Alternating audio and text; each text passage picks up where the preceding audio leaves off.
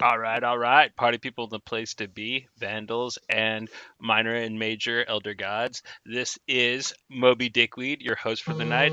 Joining me tonight, I have my normal co-host. We have Joey Pockets and Mr. Goosey Goose.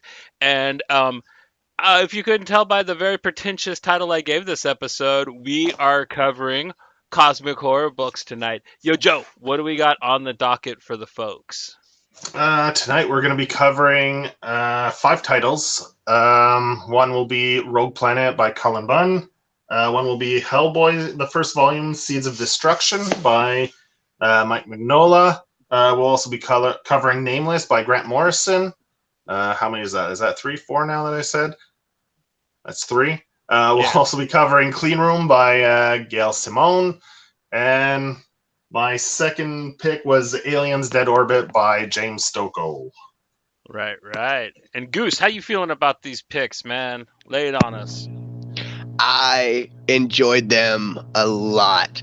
Like this is one of my favorite topics that I think we've covered. I'm a huge Hellboy fan regardless, and so that was cool to go back and read that again. But I'll tell you what, I had never heard of Clean Room, and it blew my fucking top back. All the books this week were real good, and I'm real happy to dive into them. Nice. All right. Before we get into our check-in, we got a couple announcements. Of course, tomorrow we will be doing a review of the 80s classic, Return of the Living Dead Part 2. That should be a lot of fun. But Sunday, Joe has something very special lined up. Joe, why don't you go ahead and let the people know what's popping off on Sunday? We'll be having Adrian on. He's got a Kickstarter going on for Azod for a title called oh shit, man, I'm drawing a blank now. Trakovi, who is the Slovak with no remorse, and it's a really wild title. It's gritty, it's fun. Man, I loved it. Right when I saw it, I just happened to see this Kickstarter through Adrian started following me, so I went and checked it out. Loved it, man, and I backed it right away after I went and saw the preview pages. And he was kind enough to send us advanced reviews, and now he's coming on the show Sunday.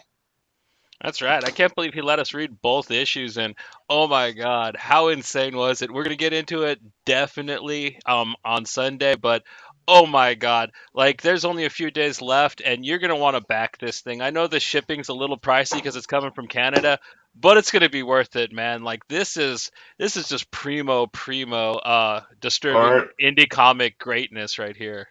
Or don't let that stop you, man. Just get the PDFs if you don't want to pay for the shipping, man. You could always get it digitally as well. Yeah, One of the get the PDFs. Goose will try to steal them from you, but go ahead and get the PDFs. Oh, low blow. No, I was just gonna say I was so just drawn into Trakovi from like the first and second page, the bus scene. It pulled me in, man, and it did not let up. I was so pleasantly surprised by that book, and it's definitely getting a backing from me.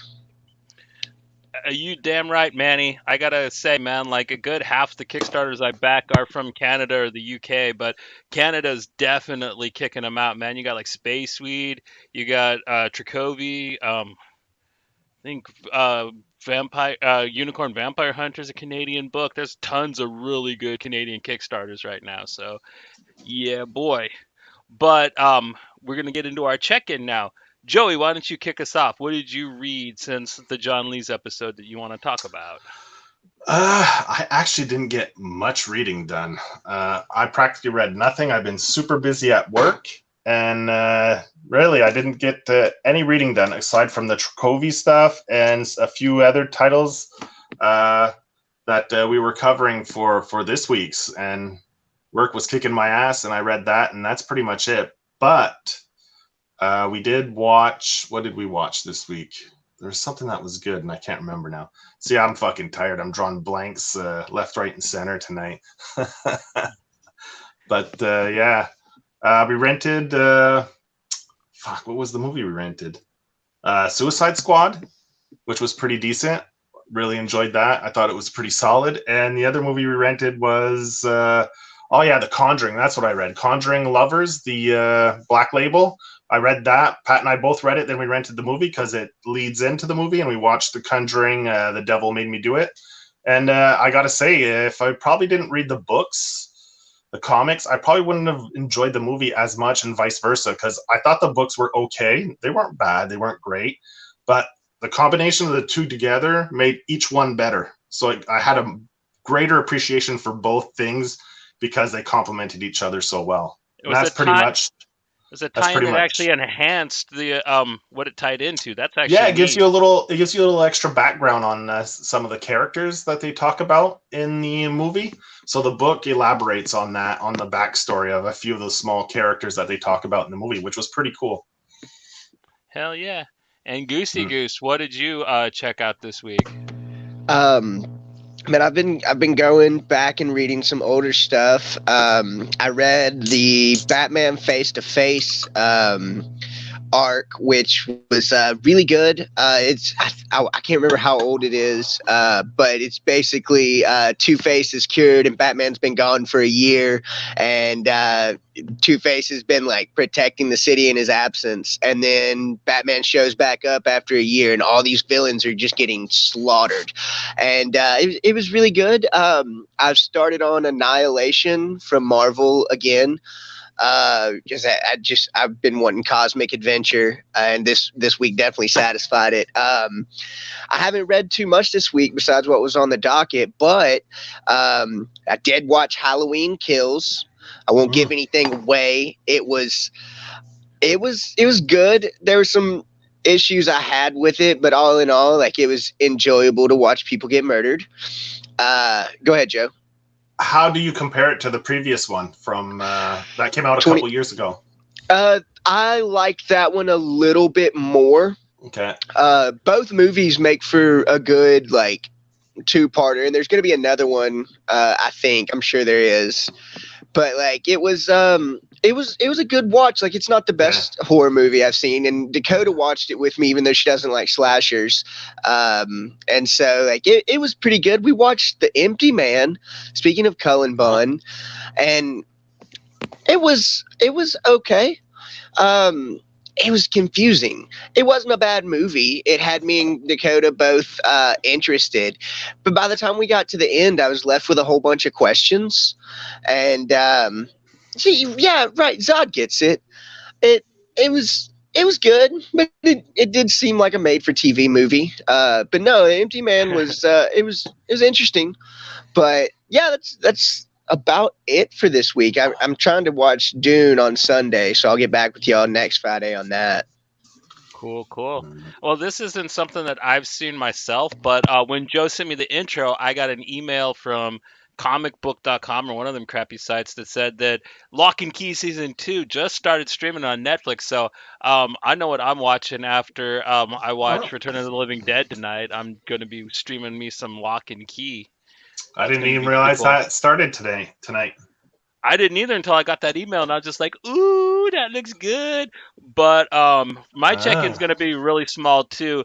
Uh, like Joe, pretty much Trakovi took over everything else that I read. I can't remember much besides a graphic novel that I got that I've been really excited for from Kickstarter. It's called Everything Is Super, written and drawn by a person that calls themselves Captain Rotsteak. This is one of Birdcage Bottom books, Punk Rock 2021 titles, and it reminds me a lot of Trakovi, to tell you the truth. It's just really funny, really disturbing, and odd superhero stuff, man. Like it is a total gem, and it's available for wide release. So I really, really highly recommend everybody checking out Everything Super by Captain Rod Steak. I mean, it is phenomenal.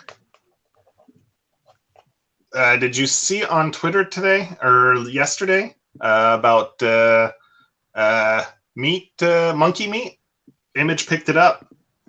Oh, cool. Yeah, I Uh, seen Junji's been getting huge, man. Like a yeah. lot of people have been putting his stuff Uh, out. So, yeah, I bet you like all of his stuff's gonna get a release now, which is good. uh, uh, Let's see.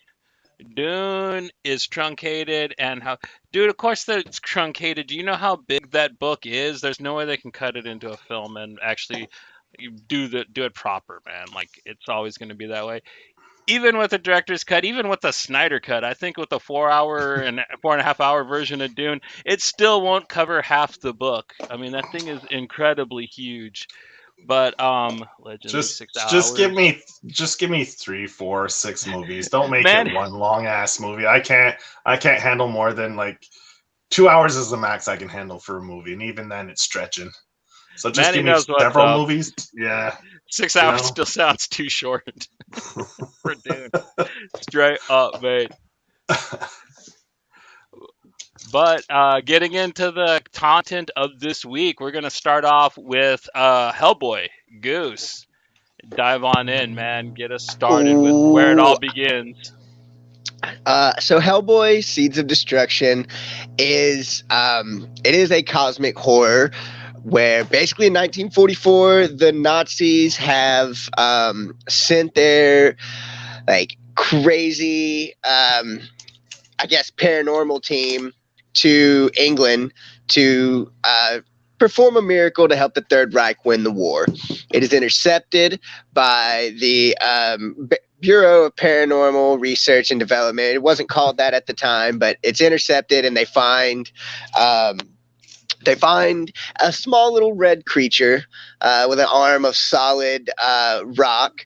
And it turns out that that's Hellboy, and it leads us into the first arc, which is Rasputin, who it's the same Rasputin from Russian Tsar. I can't remember which Tsar it was, but the one that they shot, stabbed, threw in the The river, and somehow Romanov. he just the Romanovs. Thank you. Where's Anastasia? Who knows? And so they, he'd been shot, stabbed, poisoned, thrown in the river, and still survived. And he is doing pretty well. Go draw some apes, bud. Glad you dropped in. Yeah, take it easy, Um, Manny. he is alive and well, and he is set about to release these 7 ancient Lovecraftian gods from their eternal prison, and he needs Hellboy to do it. And so that's the basic gist of the story, and it is a fun introduction to the character. You kind of meet Professor Broom, you meet Abe Sapien, you meet Liz Sherman, and a whole host of other characters that come to play later on in the book. It Hey, is. about meeting Abe Sapien in this book, did you get this feeling? It's funny Joe mentioned Suicide Squad because when he comes in with that fake beard, I was thinking of King Shark with the fake mustache. I was just like, look at Abe with the. I forgot all about that until I reread it this week, and I was just like, fake mustache. What is it with fake fish people and fake mustaches, man? They love them. I don't know. But I did get a kick out of it because it's been a while since I've read Seeds of Destruction. Probably since the omnibuses came out, and so like getting to crack it open again was just like reliving it for the first time when I was 12, and it was fun. It's always a good read. It's packed with action, and I love how Mike Mignola. I love how he does his art. His art will always be some of my favorite. And then you've got the story itself, which just keeps going, and it draws you in, and it's just. It usually comes down to Hellboy getting his ass kicked, and he does for a good part of the book. He is constantly getting his ass kicked by these toad people, and man, Seeds of Destruction was my first introduction to Hellboy. I think around the time that the first movie came out, and it'll always hold a special place in my heart. Word. One of the things that really caught me, and I was wondering how you feel about this, is I got the book because I liked the first film so much. But one of the things in the movie is they showed how precious father was, how Professor Broom, and when he died, how big of a sting it was. But in the comic, it's one of the first thing that happens. I mean, he's dead before they go to Cavendish Hall and stuff. So, like, how did you feel when you read it the first time after seeing the film? Was that a bit of a slap too to you too?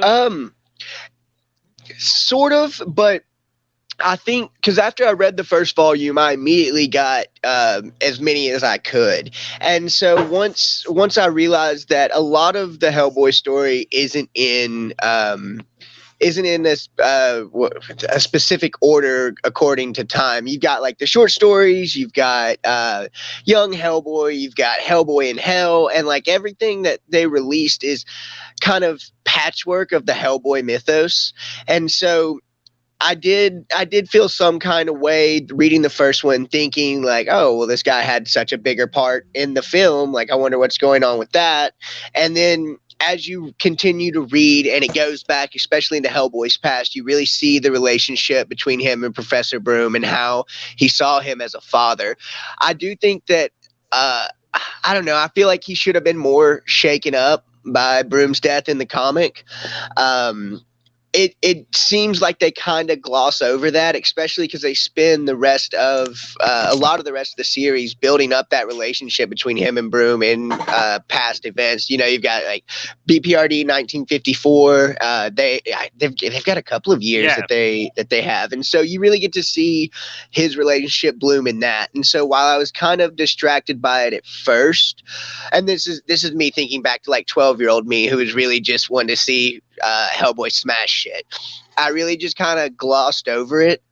And so because they don't really show you the relationship that they really had, you get to see Broom be there at the start when Hellboy is summoned to Earth, but you really don't get a feel for them having that big father-son relationship in the book as opposed to the movie. But like I said, they expand on it later on. But I do think that the book did kind of gloss over it. That's not a negative thing. It's just knowing more of the Hellboy story. Like, you would definitely assume that Hellboy would be more shaken up than he was. Do you think that's a result of when the book came out back in the 90s? Like, you know, a lot of 90s books were more action oriented, and they developed maybe like interpersonal stories a little less. Like, so maybe it was in there, and because this came out in the early 90s, I think 94. Yeah, and 95? it originally ran in Dark Horse Presents. I don't even think it started with its own series. So it didn't have like a full, like, maybe he didn't have enough pages to kind of dive into that. Like, he had to get straight to the meat, to get people hooked. So, and it is an action packed. I mean, like, the entire arc is just like Goose said. It's Hellboy just smashing Toad people until he gets to Rasputin, and then you get the fight. You got a guy with a chain arm and all the Mike Mignola goodness. Yeah. And that's the thing. The first volume, Seeds of Destruction, is only 4 issues long, and so I agree with what you said. Getting to the meat of it, especially being in that kind of 90, I say kind of 90s style. It's definitely that 90s pacing, because they don't show the relationship between him and Liz. Really, they don't show the relationship with him and the professor, and even his like friendship with Abe is not.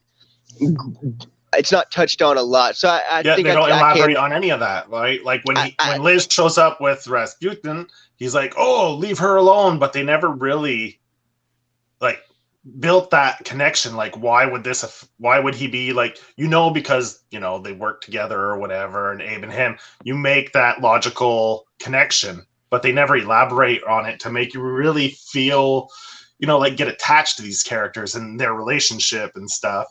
Because like you said, they just jump right into it, and it's like balls to the walls. And I think I can fall in line with you on that, is that he had to get to the meat and potatoes of like Hellboy introducing him, because like I said, 4 issues. Johnny said it started in Dark Horse Presents.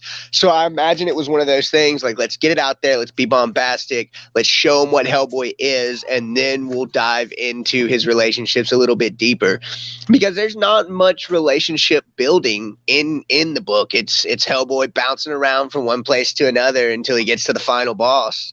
And so I definitely agree. Like 4 issues, I think he was just trying to push out a great story without falling too hard into the interpersonal relationships, which he did get into later. So yeah, I agree with you on that. Nice. One thing I noticed is I never really paid much attention, but I saw John Byrne's name on it, and I was wondering like then after it's written like, thanks for the encouragement and inspiration and stuff. So I don't know how much of a mentor John Byrne was to Mike. Ooh. But I Well, think he funny also enough, created the character Torch of Liberty too, who gave Hellboy his gun. I think is another thing that John Byrne helped with the book. Okay. and Next Men 18 by John Byrne. It's a key of mine. It's a grail that I want to get. It's not very expensive, but Next Men 18 is the very first appearance of Hellboy. There you go. If you don't count the San Diego Comic-Con 1992 black and white drawing of Hellboy that he did, which I mean you can count it, but no, he appeared in John Byrne's X-Men or Next Men. I did not know that John Byrne created Torch of Liberty, but that is really good to know. I also always forget about Torch of Liberty because he's overcast by the Lobster. Yeah, Lobster. But no, I didn't. I need to look back and see. I didn't see the John Byrne. Was this the? Yes. That's the one from the comic convention. Yes. Horns and shit? Okay. Mm-hmm. All right. And then he appears on the cover of Next Men 18, like in the background, as kind of like a shadow. And like I said, I still want to get that book. Cool. Oh yeah. Yeah, but the art in there is beautiful. Like the heavy blacks. Like I just love his style, man. It's that awesome. Contrast. Yeah, high contrast, heavy blacks everywhere. Like I would love. Do they have an edition where they just put the black and white edition out of Hellboy without any coloring? I don't think I've seen a black and white version of Hellboy. I would like to see that. Just the black and white, man. I wouldn't be that surprised. Would be interesting. They might have one. I just don't know of it. I think they may have an artist, like an artist edition. Yeah, I think usually is what they black call and it. white. Yeah. Anyway, I'll have to go look that up because I was thinking that I'd just love to see all that, just like with the heavy, just that real contrast of just the black and the white without any colors would be kick ass. Well, because it's such an iconic thing now that they have varying degrees of quality of all the different books that you can get, like depending on how much you want to pay. Like it's almost like, you know, how DC's got the absolutes, you know, like Dark Horse has that with the Hellboy stuff. I forget what are the really big hardcovers called, Goose? Do you know what they are? The Hellboy ones that are really, really high detailed. The library editions? The library editions. Yeah. Okay. Dark Horse, they call them the library editions at Dark Horse. Joe, they do have an artist edition that's in black and white. However, you might want to give it up because it is $1,116.88 on Amazon. So that's one I'll probably never have either. So, you know, we can dream. I'll pass. Damn out of print demons, man. They got to ruin everything. But I mean, this is such a perfect introduction to the universe and the character because it just hits the ground running. It introduces you to Hellboy perfectly. He doesn't change much through the rest of the run. Mike Mignola's art is just as strong as it was by the time he finished Hellboy in Hell. And I mean, if you want to, it's not a book where like it gradually gets better. Like this just throws you right into it. And like Goose says, it just keeps going. There's 25 years of Hellboy to read and BPRD as well. And it is an incredible universe. I can't recommend it highly enough. I haven't read all of it, but I've read a good, I'd say like 65%. And oh my God, dude. I've read like the key runs of Hellboy and BPRD and then a lot of the BPRD and Hellboy but like you got Witchfinder, Witch Hunter General, you got Baltimore. There's so many spin-offs, you know what I mean? And they're all so good too. So Goose is our pretty much our Hellboy super fan here. So I wanted to ask him, you've seen all 3 movies, I'm assuming? All 3 plus the 2 cartoon movies. I think I own all of them. So the live action, how would you rate the 3 live action movies? The first 2, the Guillermo del Toro's, are pieces of art, and that really like jump started me getting into Hellboy when I saw that first movie. The Golden Army was fucking sick, dude. I loved it. The 2019 movie got a lot of shit, and I don't understand why. But it's awesome, right? Yeah, I enjoyed it a lot. I have one negative thing to say about it, and that is it shortened and kind of One of my favorite, well, actually, it is my favorite Hellboy story, is Hellboy in Mexico, when it shows his relationship with the wrestler.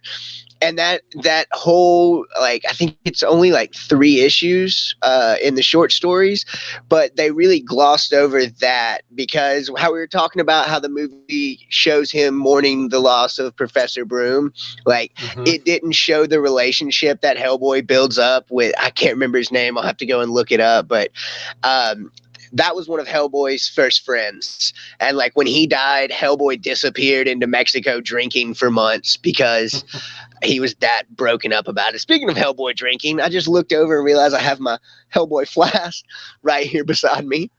Have you ever tried that Hellboy whiskey? Have you ever drank that Hellboy whiskey that they make? I've seen it, but like I don't drink, but I'd actually try that. I would have a shot of it if I saw it around.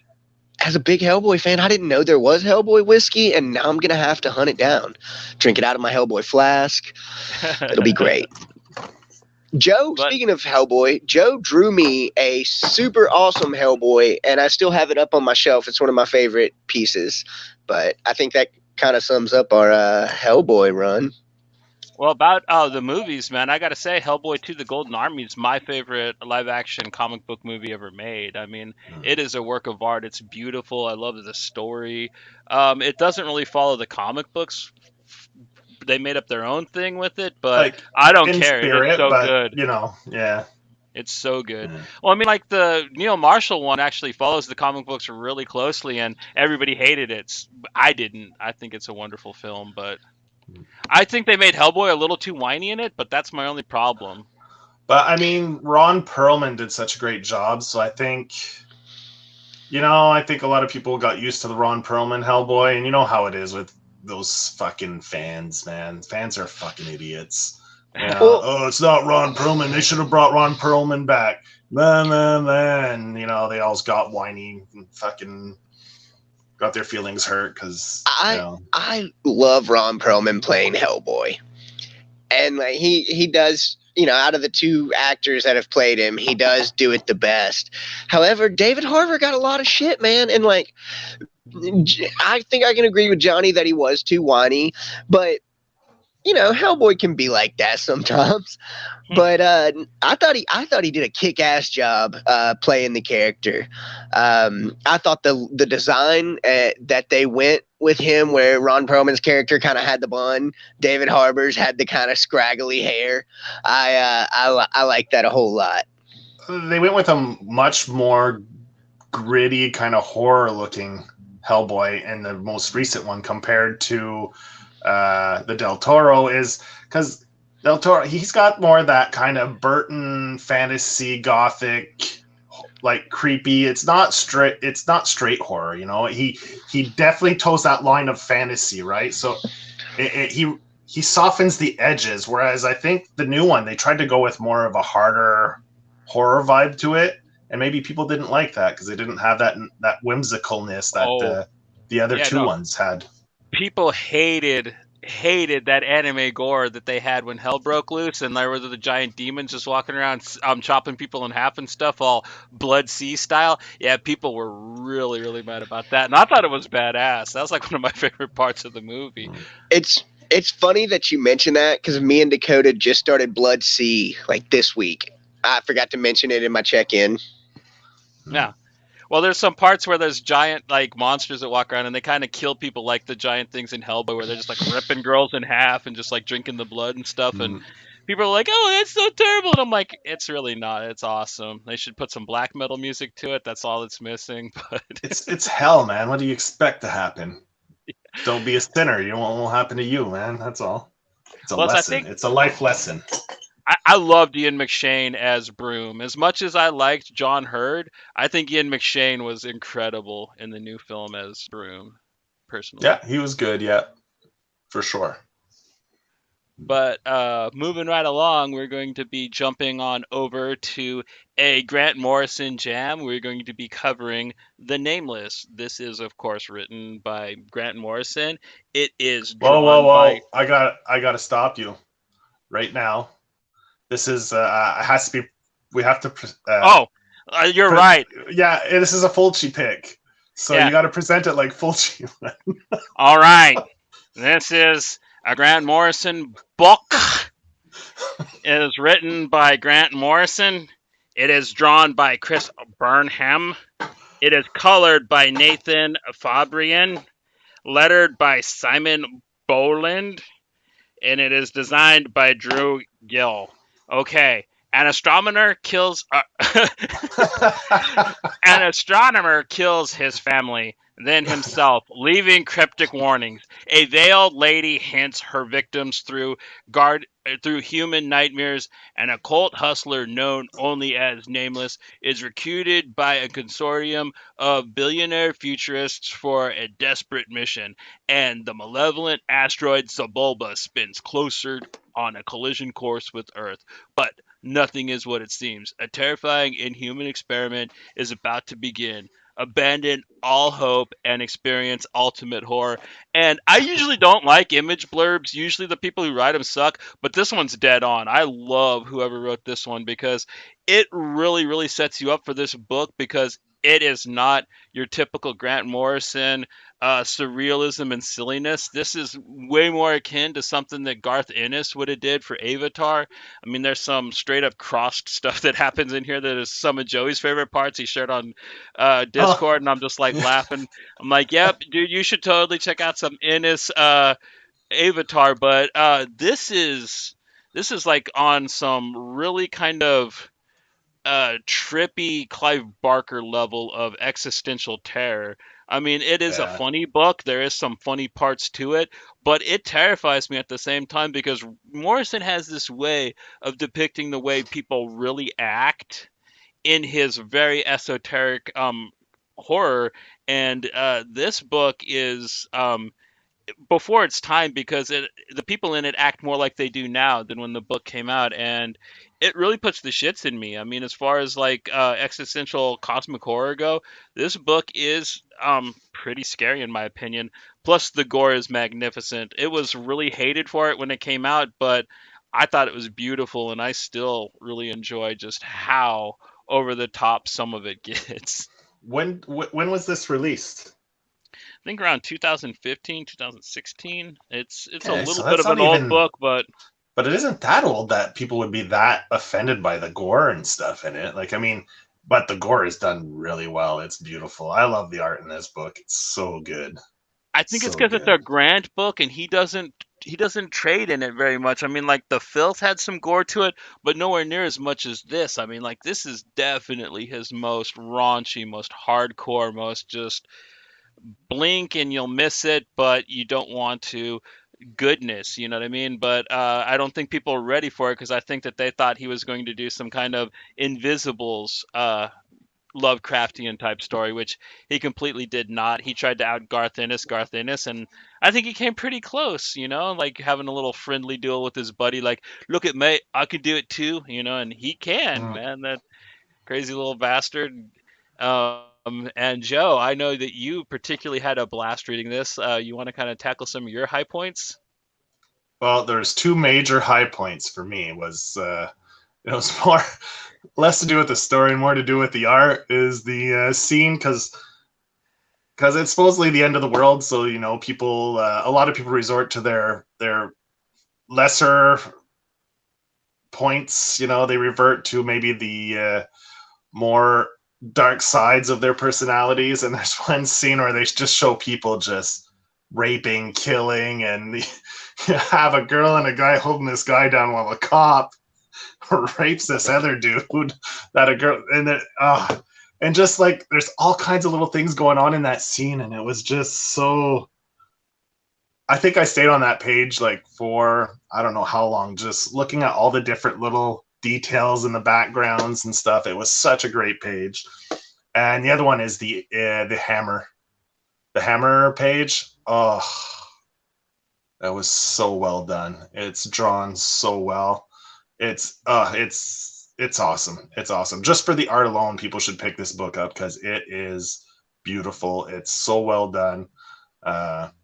Like I can't say enough. Like the story itself can get a little confusing, and like you could get lost if this is a book. When you read it, you should like be focused. Don't like have the TV on in the background or something, because you want to pay attention, because it, like you said, it is existential, and it deals in multiple planes, and so don't expect it to be an easy read to understand or to grasp, because you're gonna have to try to connect the dots in sometimes, and yeah, but the art really brings it all home for me. One of my favorite things is how much it focuses on the cosmic side of it, but they have that whole part at the end where they come back and they see the aftermath and like they live it, and like that's what really drove it home to me, because a lot of books they cut off with just like, okay, this is how it ended in space. This one it takes you back to Earth, and it's just like you get to see the characters like get involved, and it's Hmm. brutal. I mean, like It is. it's brutal. There's no other word for this book. Goosey, you want to dive in? Oh yeah, I I can attest to what Joe is saying. You definitely need to be paying attention to this book. I was reading it today at work, and which yeah, I read at work because I'm cool like that.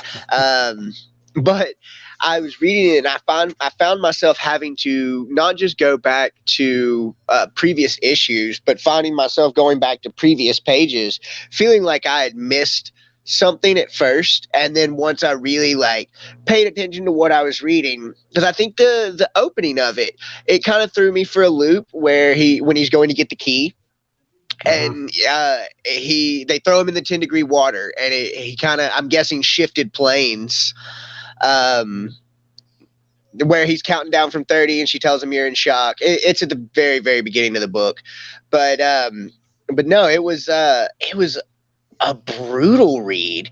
Like, I was reading it, and I got feelings of joy, but you really do get filled with this existential dread while reading the book. And the way that they went about it, and like Joe said, some of the art, I particularly liked when they released the woman, when they had all the people in the quarantine because they had the cold, and then you see what they were actually doing in there, and it's just blood splattered walls. And I really wasn't expecting this from Grant Morrison. Like you said, it seems more like something that Ennis would do, and it was beautifully done. The art in it had me, like Joe said, on that page where all hell is breaking loose.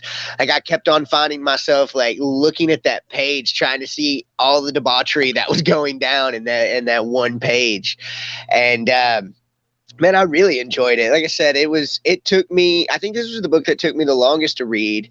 And not because it's wordy. I mean, it does have a lot of words in it, but it's because I constantly found myself going back, um, which, like I said, it's not a bad thing. I wanted to find out what I was reading, and so when I felt like I missed something, I'd be able to go back and read through it again. And seeing that art multiple times, man, it wiggles inside your head, and it stays there, man. It really, really beautiful. I really liked the deep reds that they used on a lot of those scenes, and it was, like I said, I'm planning on reading it again. I'm gonna have to buy it so I can hold the physical copy of it, because I know it's gonna be way more beautiful than it is on my tablet. Yeah, it's definitely not an easy breezy read. It challenges you to like go back and try to figure, pay attention and try to figure this out. Try to, what's really going on here. Yeah. So it's definitely not an easy breezy read. If you're looking for a light, fun read, this is not it.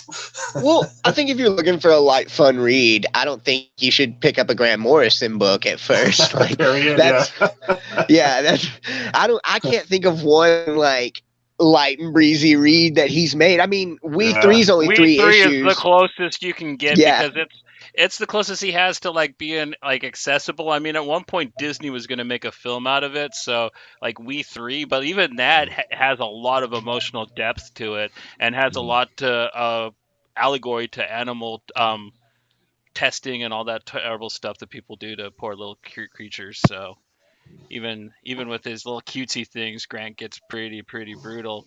But Yeah.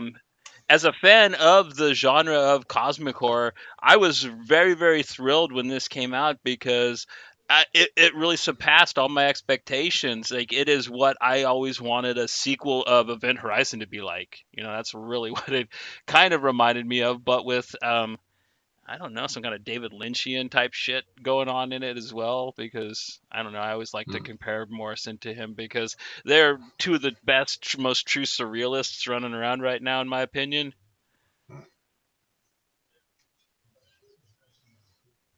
Anybody got any last words before Joey takes over with his next book? I mean, if you like a brutal art, man, pick it up. Yeah, if you Definitely thought a mind Cross fuck. should have some H.P. Lovecraft type shit in it, yeah, check this out, man. Like, if you like that Innis Avatar stuff, this will this will rock your world. Yeah. All right, so I'm up next. Yes, sir. All right, so I'll go with Rogue Planet. Rogue Planet is a what was it? Cullen Bunn book. It's written by Cullen Bunn. Art is done by Andy McDonald. The colors are done by Nick Filardi, and the lettering's done by Crank. So this is a another cosmic horror that's kind of in the vein of like most cosmic horrors, with the unknown and the dread and closed spaces. Some parts of this book, like, and it's got that that element of body horror too. So you got a little bit of that going on, and it's about the signal, an SOS signal. They go to the planet. They want to go see what's going on, and of course, there's this alien entity that just wants to ravage and take over them, and that's pretty much the story. It gets a little more in depth than that. There's a little more to it, but it's your typical cosmic horror kind of alien type vibe to it, which was pretty damn good, man. I'd heard a little bit about it, not much, and I went into this almost blind, and I thought it was really good. I don't know if Cullen Bunn has wrote many other books that are like more like cosmic horror and stuff, but man, he did a pretty good job with this one. I gotta say, he knocked it out of the park. Yeah, it was fun. Well, the good thing about this one is how fast paced it is. I mean, it just takes off and it just goes. And it doesn't drag. One of my favorite things is you thought all the crazy stuff was going to happen with the people off the ship, but when they return to the people that stayed on the ship, and what starts happening to them, that's when the book gets really crazy and gets really scary. And I completely enjoyed it, because at first, when you see like the regular gray aliens in the first page, I was like, I don't know if Joe understands what cosmic horror means. But then I got to the worm creature that took Eddie and stuff like that, and you're just like, okay, hell yeah, dude. Now this is what I'm talking about. And then you just start living the nightmares, and you see the spacesuits with the just the obelisks going up in the sky coming out of their neck holes. It's just so fucking neat. Yeah, and there's like a little bit of techno horror too, like with inside the ship, the way it kind of attacks the guy. It's more like almost like a robot possessing him, kind of. It's got a lot of little winks to a bunch of different horror elements to it, which was pretty nice. I'm sorry for stepping on you earlier, Goose. Go ahead, man. No, I was just going to say I was laughing because when Joe started to say, I don't know if Cullen Bunn has many other books, and I was like, dude, he's like the most prolific writer in comics. And then I heard the rest of your sentence.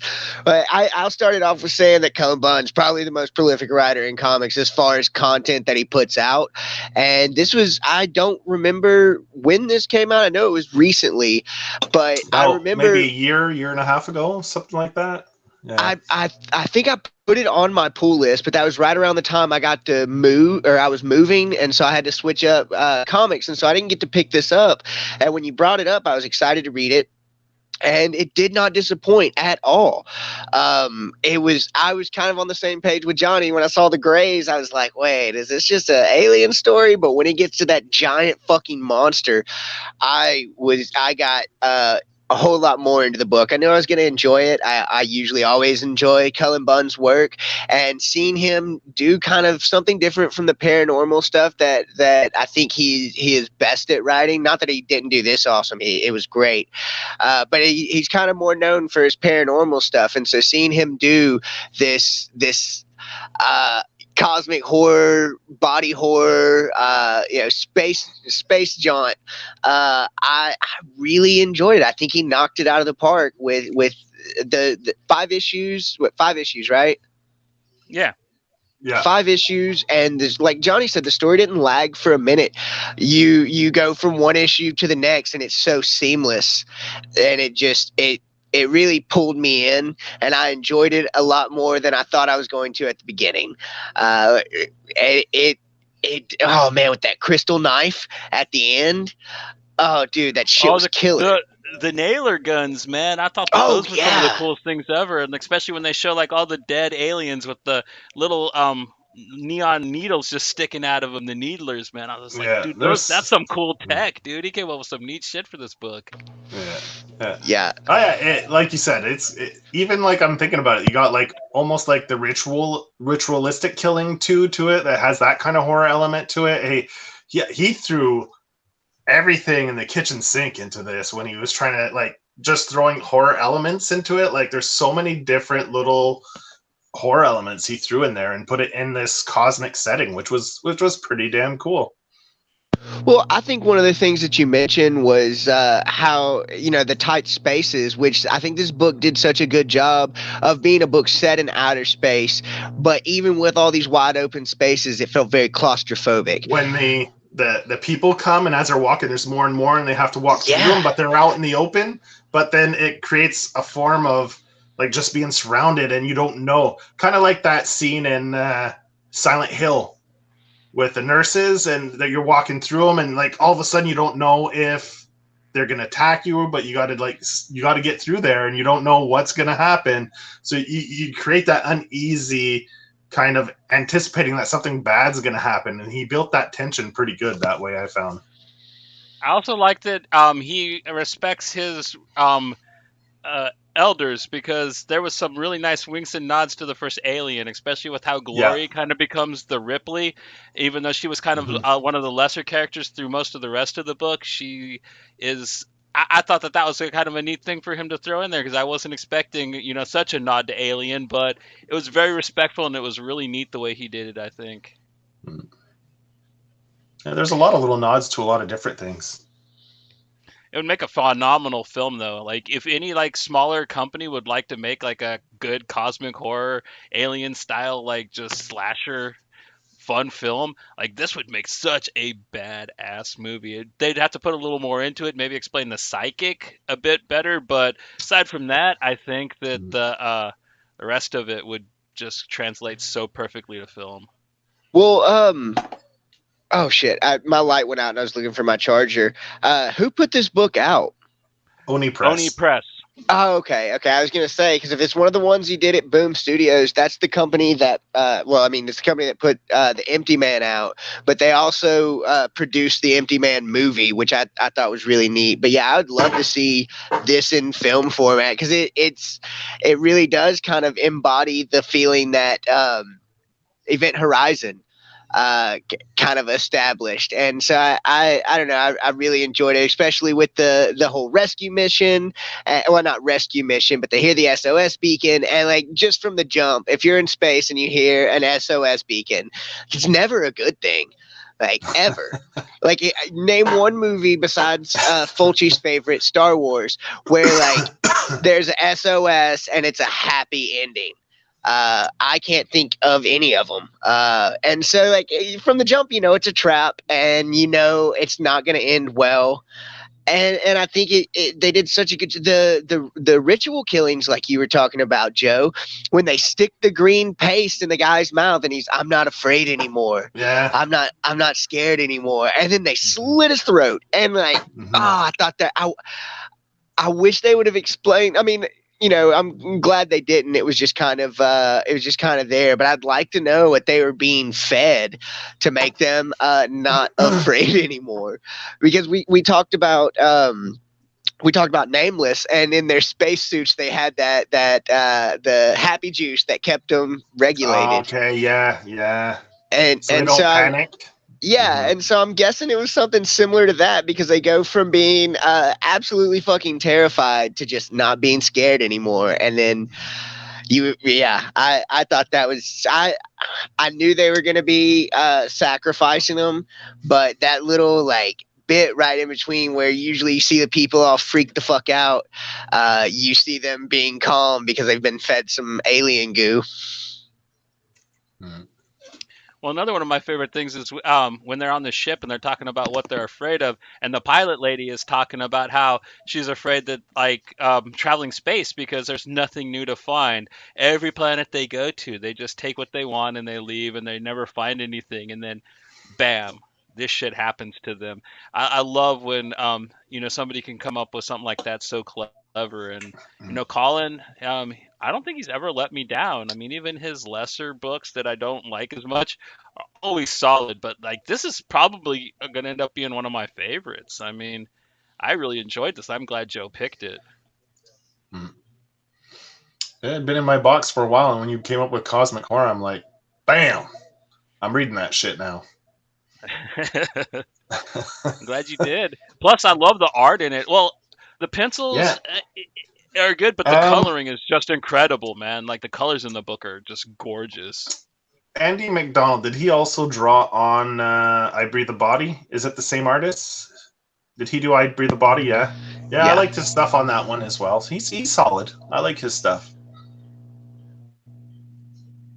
We still got to cover that when Goose is ready. But you got any last words, Goosey? Um, yeah.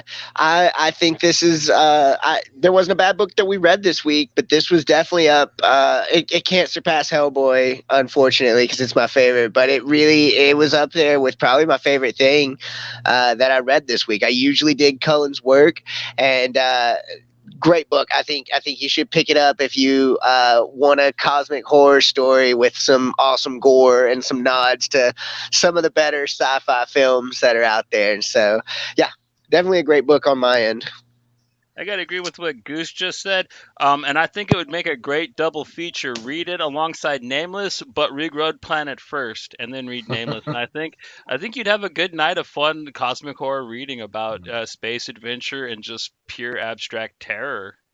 And this series had some pretty solid covers too. I mean, I Oh dig a yeah. lot of the covers. They were pretty fucking rad. Yeah. I think the last cover is the only one I didn't really care too much for, but like the Mm. one where like she's looking out of her spacesuit and there's the skeleton and the other one just screaming at her. Yeah. That's Yeah. such a good, That's such a good awesome. cover. Yeah. Yeah. Hey, everyone loves skulls, man. Oh yeah, man. Even before I was into metal, I had like Iron Maiden posters. I've always been into that. But zipping right along, next up we have probably what I consider to be the last really quality Vertigo series, and this is Clean Room. Clean Room is, of course, written by the Queen of Cool, Miss Gail Simone. It has just glorious, wonderful art by John Davis Hunt.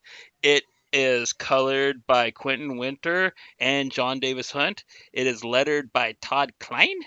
It cover art and original series covers by Jenny Frisian, and it was created by Gail Simone.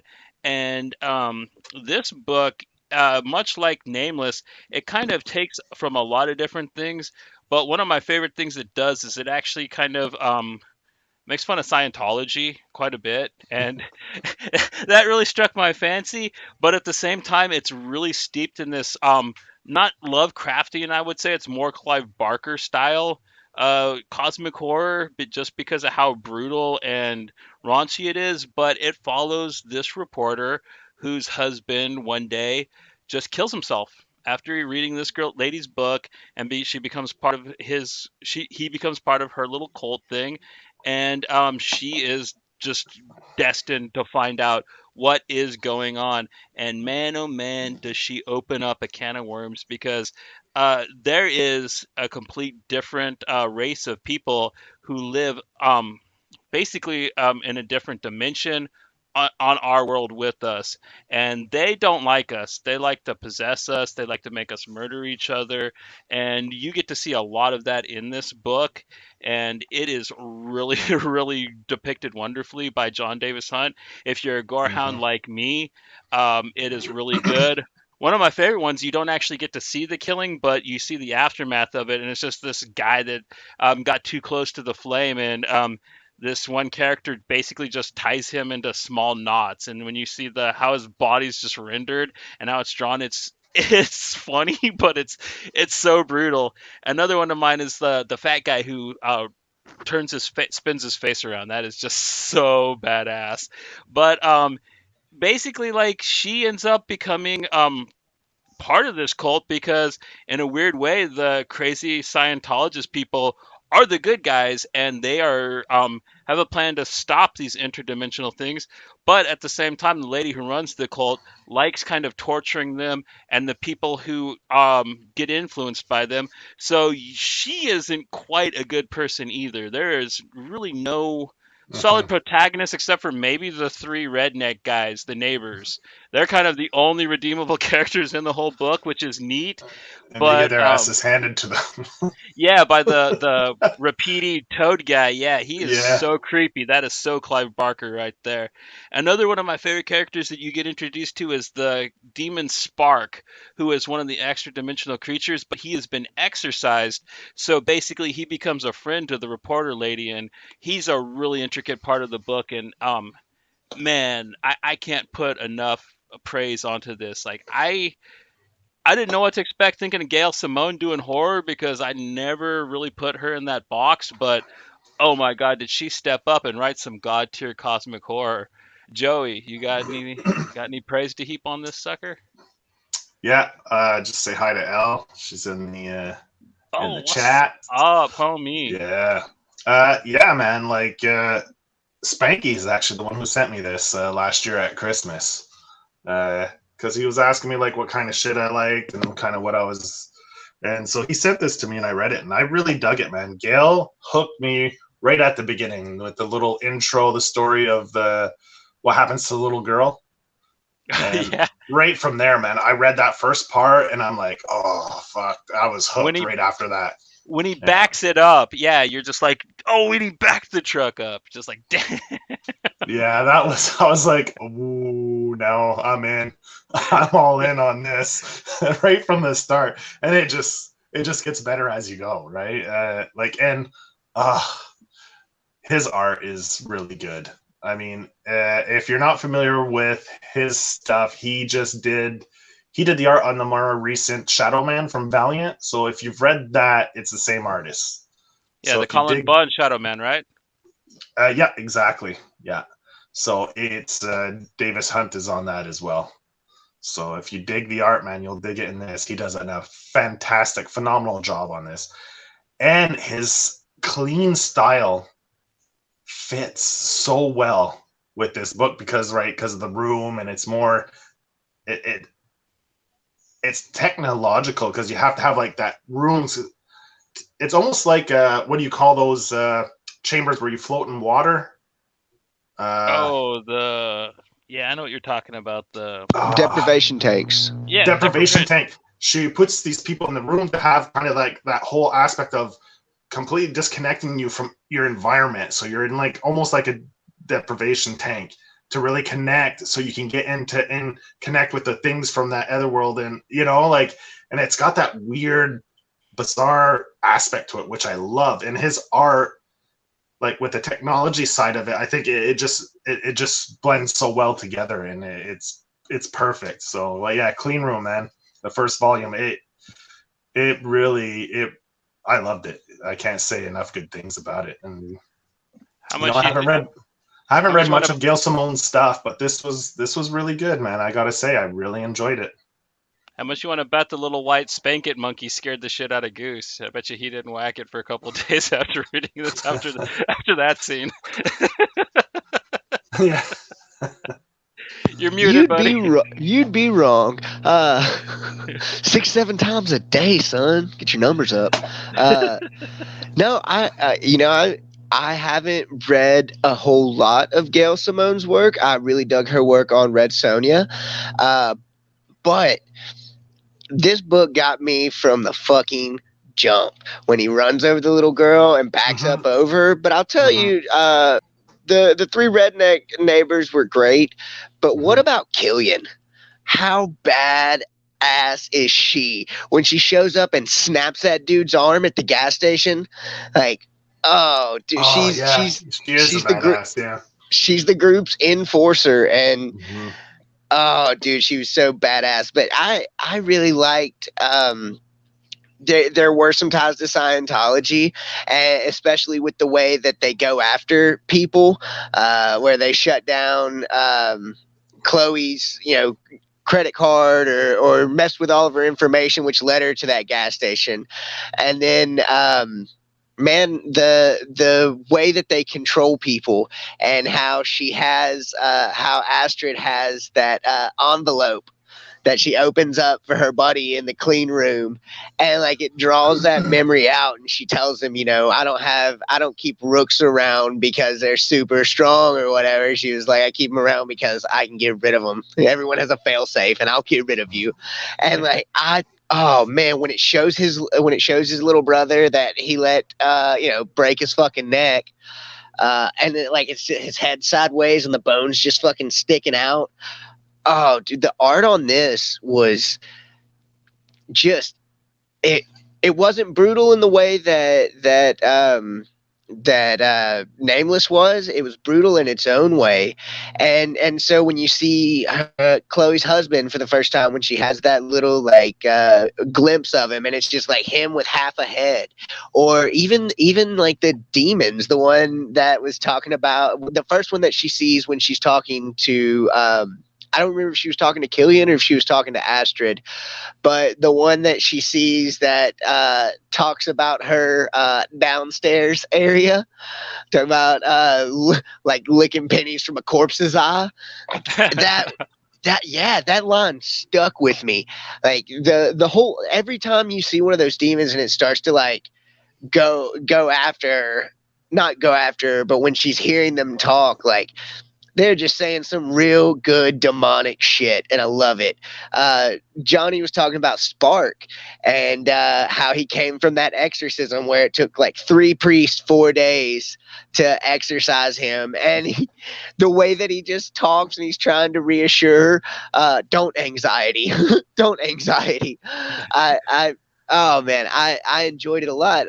This, like I said, I think this is some of the first indie work of, because I don't know if you'd consider Red Sonja indie. I mean, it's like an established character, but the first, I guess, IP that Gail Simone did that I read, and man, I enjoyed it immensely. There's 18 issues, and I'm gonna have to get the next 2 volumes, but the whole thing, and with Chloe not knowing if she's losing her mind or if all this stuff is going on, I really liked her character.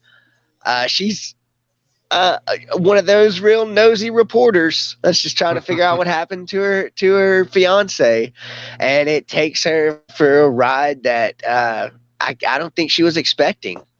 But she's a very likable and very charismatic protagonist. I actually enjoyed her. I didn't have any problems with her character.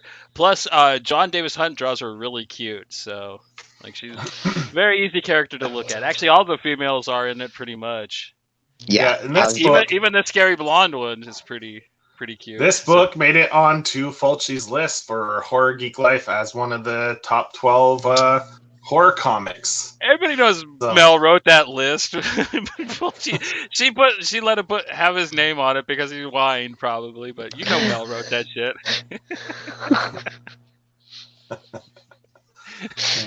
He couldn't write it. He was on his way to Texas. Yeah. Yeah, but it made his list. It made out of the 12.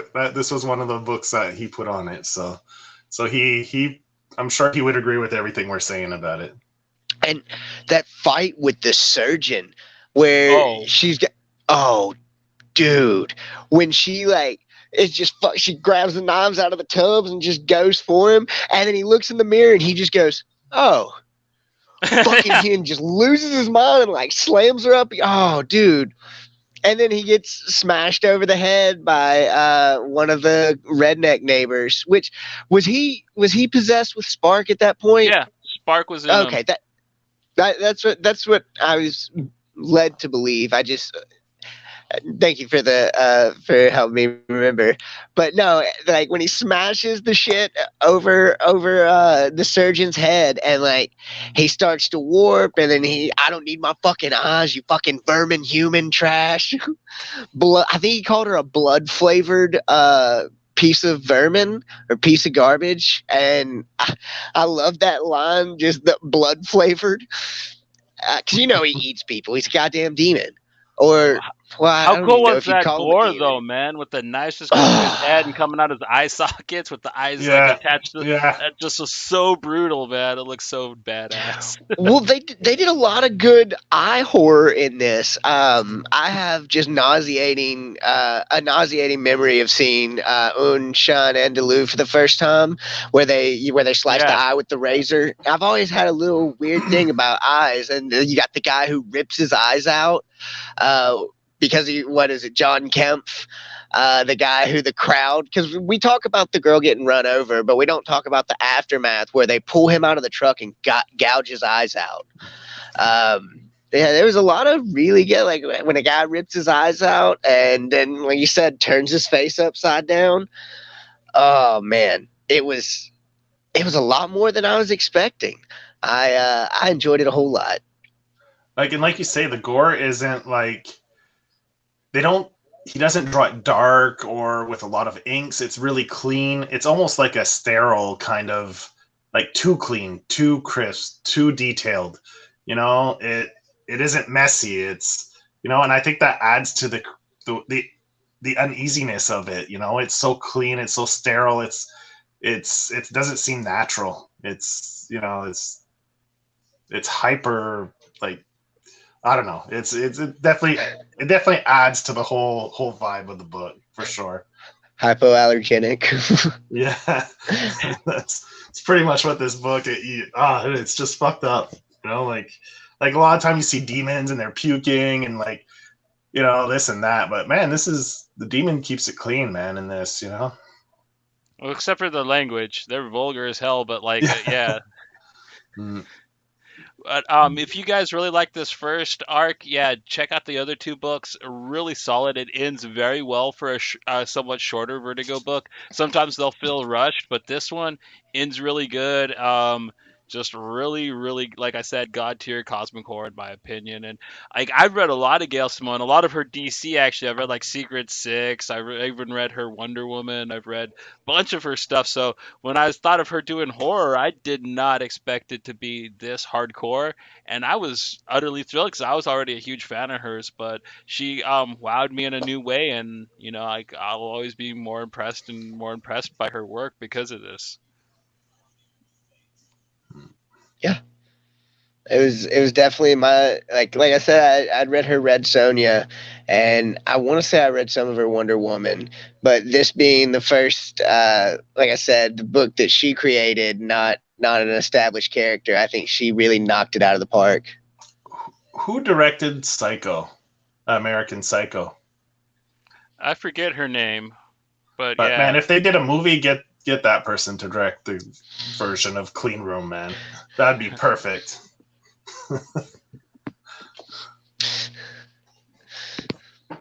Yeah, fully highly recommend this to anybody and everybody. But zipping along to our very last pick, we have something entirely super special for you, and Joey's going to be taking it over because it's his pick, and you know it's just fair. It's a Canadian that did the book, so we'll let the Canadian cover it. Yeah. Aliens Dead Orbit. This is one of the first Stoko books I read, and man, it just blew me away. And I love introducing a Stoko book. You know why? Because you just have to introduce James Stoko, because he does everything. He draws it, writes it, colors it, letters it. The motherfucker does everything you see on the page. And he doesn't disappoint. This book is gorgeous. And he does a great job of capturing the essence of the original Aliens movie. Like he definitely nails the Ridley Scott vibe in this, because it deals with just one alien in particular, even though it's written aliens on the cover. It's just the story about one alien, and he does a fantastic job with it. I mean, from start to finish, the art, the brutal. I mean, he's just a joy. All his books are a joy to read, to look at. And man, I got it in the library edition, the oversized from Dark Horse, and I think that's the best way to read it, because you get the oversized pages, so the art just pops. It just flies off the page. I mean, Hey, do me a favor. Hold up the panel with the chest burster, with the skinless dude with the chest burster. That is so beautiful. I want to show that to the people. Right, this one here. Is it like just the one panel, or that one? Or yeah, man. And then the next one over. Like, show the whole page. There we go. Look at that. Yeah, dude. Stoko really delivered. That's one of my favorite things, man, is the whole thing with the survivors and them thawing them out and their skin just dissolving. I was just like, oh my god, that is so brutal, dude. Like, that is more hardcore than anything you've seen in another Alien, man. And like you said, it drags it back to the original, but it also does things that I wish that 3 did better, because there's no weapons. I think Guy has an axe, and that's about the most high-tech he gets with his weaponry in this book. Well, actually, I was wrong. There's 2 aliens. There's not 1. There's 2. But still, it's not like an army like in the James Cameron one. It's pretty cool. So you have that tension built up the whole way through, and I mean... And the art is just fantastic, and yeah.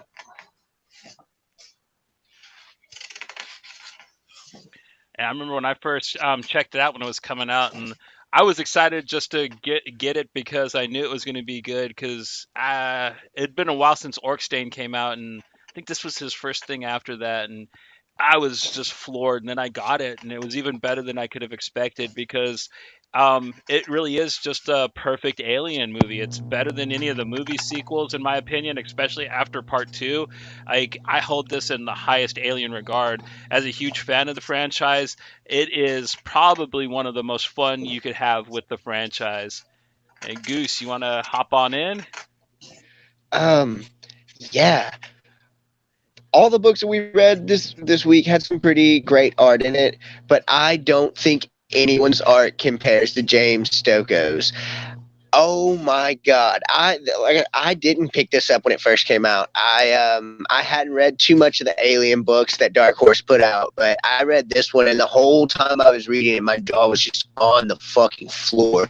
It's so beautifully done, and he did everything on it, like Joe said, which I think is absolutely incredible, because there's little scenes that made me smile, like when he first thought he saw the xenomorph, and it was just like an oxygen canister. Oh yeah, you can just show that off. Like the covers are just awesome in this. These are some of the covers there. Like I mean, they're just fantastic. I want that hardcover. Yeah. No, it was so beautifully done, and the way that the aliens, man, when he jerks that one up, when the alien jerks the dude up through the fucking air duct, he must have broke his fucking arms. He just pulled it right up through the air duct, and oh man, like you said, they had that, they didn't have very many weapons. They had that one plan of throwing the bombs towards them, and that didn't fucking work, because the skinless lady lost her shit. Man, it was fast paced. It's similar to how we were talking about Hellboy. It was only 4 issues, but it was so fast paced and so fun to read. I found myself doing what I was doing with Nameless, going back and looking at stuff, but it wasn't because I was confused or I needed clarification. I just wanted to soak in some more of that Stoko art, because the story's great. Story run's awesome, but the shining part of this book is that art, and it is just wonderfully done. Johnny mentioned the chest bursters, like when they had the people in the like not cocoons, but in like the things at the end that the guy was trying to break out of. It was all very atmospheric in a way that the first Alien movie was, and it really was a treat to read. I could not recommend this book enough. Like, if you're not already reading James Stokoe stuff, like, get with the program. But definitely pick this up, because holy shit, he, with this, I mean, 4 issues, he helped recharge the alien love in my spirit, and so I can't recommend this book enough. I'm glad we saved it for last. Yeah, that's awesome. I mean, and I think he had a complete understanding of what made the original movie great, and he just channeled that and translated it onto the page. Like, there isn't a panel wasted in this. I mean, everything in this book from start to finish is executed perfectly. And if you're a big Alien fan, and like, you won't be disappointed by this. I know there's maybe been other comics in the past that have not lived up to the franchise, but this one definitely goes into the hall of some of the best Alien content you can get. So you should go pick this up. It should literally be made into a film, in my opinion. Like, I'd watch a movie version of that. I don't care if Ripley's in it or not, or if it ties to like the greater Weyland-Butani storyline that we've been shoved down our throats for the past 30 years. Like, I want weird little alien stories like this. That's why I love the Dark Horse books so much. And yeah, I think Stokoe would be, he's primed for a damn adaptation anyways, man. Like, either this or wonton soup. Make a film, Hollywood. The guy needs it. He deserves it. Yeah, it was great. And like, for one of my first Stokoe books, oof, I mean, I think I picked a good one. You know, I went with something that was familiar to me, like the Alien franchise, and then throw Stokoe on that to top it off. And he does the perfect job with it. I mean, I fell in love with him instantly after reading this. I don't know about the hardbound. I think that might be a little hard to track down, but I still see the trade paperback in the wild quite a bit, so it's not impossible to find, but I think it is out of print for the most part, which sucks. Yeah. But Goose just found it, and he doesn't sound good. oh no, those Dark Horse hardcovers go way up in price once they're out of print, man. You can get it reasonably for about 130. Oof. I'm glad I paid cover price for it. Your word. Yeah, that's why you gotta be Johnny on the spot with some of this stuff, man. But I didn't. I was lucky. I just bought it like not that long ago. So I must have gotten like some of the. This might have been the last copy that was left before it was none left. I might have got the last James Stokoe Alien hardcover that was out on the market. You can get the hardcover for 100, and you can get the paperback for 60. Oof, that is wow. So that paperback must be out of print as well. Yeah, that is sad. You sounded like Keanu Reeves right there, man. Yeah. Goose Wick over here, man. Whoa. Yeah. No, I'm sad because like I read this digitally, and it's another one that I'd like to get in my hands and like hold it, but bills and shit. Yeah. Sad. Bills and shit. You can't have everything, man. You gotta get used to going without sometimes, you know.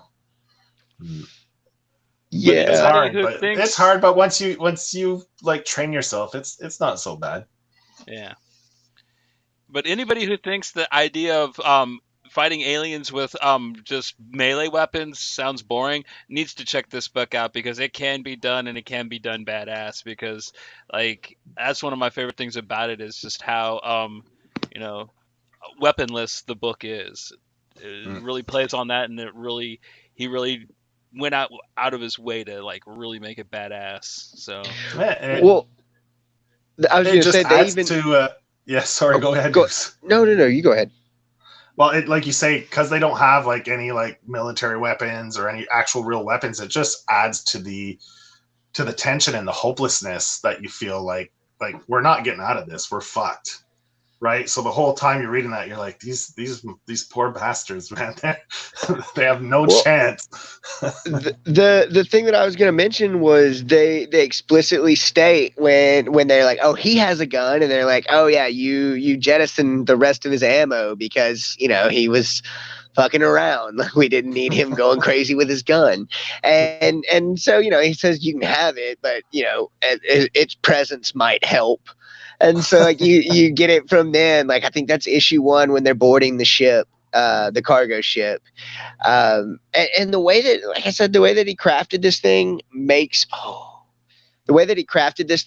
the book so great. It doesn't miss a step.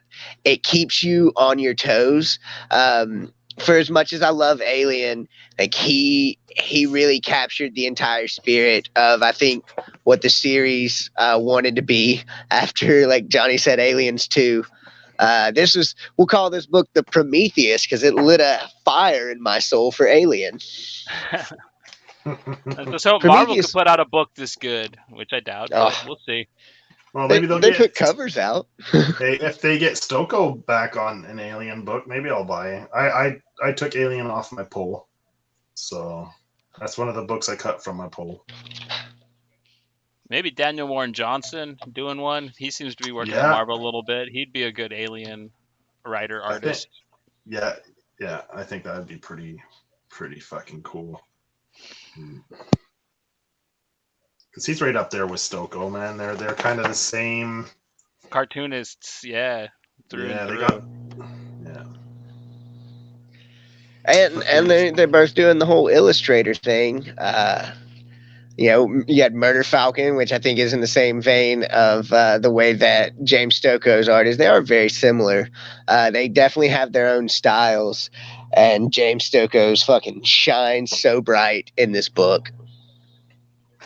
And one thing I love about what he does in this book is like with the steam, like the presence of like the aliens come out of the steam, the other person the skinless person coming out of the steam and attacking people. It's so well done. Like he doesn't miss a beat in this. It's perfect. Yeah, it's awesome. Couldn't agree anymore. And I'm sorry we recommended a book that's so pricey, but you know what? It'll probably be in print again sometime soon. Marvel should be reprinting all that stuff anyways, in my opinion. So maybe they will, and I hope you guys can get a hold of this and read it because it really is like the Alien to die for. After the first 2 films, it's the best one. Yeah. And well, the third one wasn't so bad where she's in prison. I didn't mind that one. I thought it was solid. What about Alien versus Predator? That doesn't count. They had the Predalien, Johnny. Actually, I didn't mind the first one. I hated part 2 though. Like Requiem sucked, but the first Alien vs Predator, it had its problems. It wasn't a good movie, but I liked parts of it. It was okay-ish, but at least they made it like make sense because it's like took place on Earth, but it was like in a pyramid under ice that got refilled up. That's how come nobody found it again, and like nobody knew aliens were on Earth. It was dumb, but at least it made a little bit of sense, continuity-wise. It was all right. I mean, it's not the worst movie. I mean, I was able to sit through it. It's not Hollow Man or anything. Hey, don't bring that shit up ever again. You got any last words for Alien Dead Orbit there? Yeah, it was kick-ass. I think everybody should read it. It is probably the definitive Alien comic out of all the books out there. So you might not be able to get it physically unless you're balling, but the digital version is always there on Comixology or any of the other websites that do that. If you want some James Stokoe goodness, go read this. You won't regret it. But all right, that was Thy Cosmic Horror, our look at really awesome cosmic horror comics, and I think we picked some really good ones. I hope you all enjoyed our picks and our breakdowns of them, and maybe you'll check some of them out. Highly recommend all of them.